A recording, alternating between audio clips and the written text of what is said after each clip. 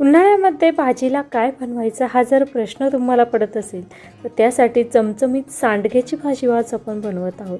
त्याला मिश्र वड्यांची भाजी देखील म्हणतात. त्याचबरोबर तुम्हाला कांदा कापण्याचा खूप जास्त कंटाळा येत असेल तर अवघ्या 1 सेकंदामध्ये तुमचा एक कांदा पूर्ण कापून होणार आहे. यासाठीची एक सोपी ट्रिक्स देखील या रेसिपीमध्ये तुम्हाला सांगणार आहे. झटपट 5 ते 10 मिनिटांमध्ये चमचमीत सांडग्याची भाजी कशी बनवायची हे आज आपण पाहणार आहोत. चवीला अगदी अप्रतिम अशी लागते.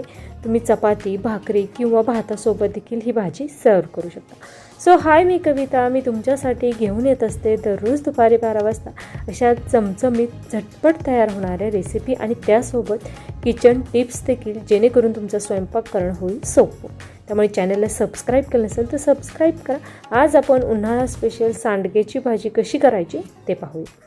त्यासाठी या ठिकाणी सांडगे घेतलेले आहे.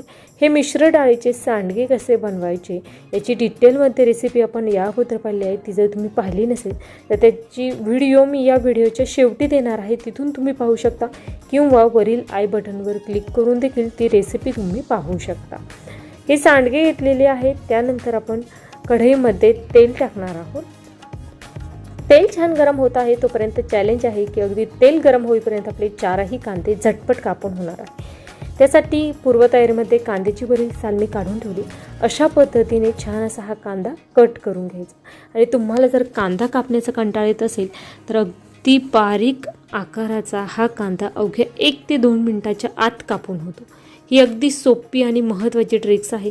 फक्त तुम्हाला या ठिकाणी दक्षता अशी घ्यायची की ही किसणी तुमच्या ओठाला लागू नये, यासाठी करताना थोडंसं काळजीपूर्वक करा.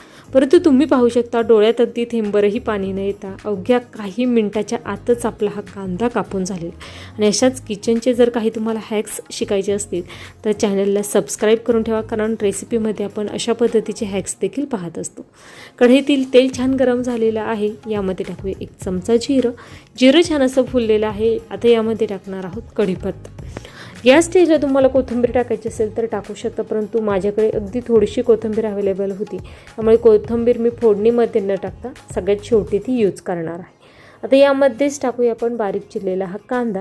आणि कांदा देखील तुमचा झटपट असा तळले जावा यासाठी दुसरी महत्त्वाची टिप्स म्हणजे यामध्ये टाकायचं चिमूटभर मीठ.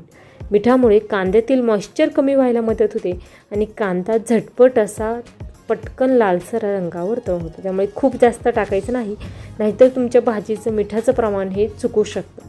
त्यामुळे फक्त कांद्यातील मॉइश्चर कमी होण्यासाठी चिमूटभर मीठ टाकायचं. आणि कांदा तुम्ही पाहू शकता अवघ्या काही मिनिटाच्या आतच आपला हा कांदा पटकन लालसर होईल. खूप जास्त वेळ लागणार नाही.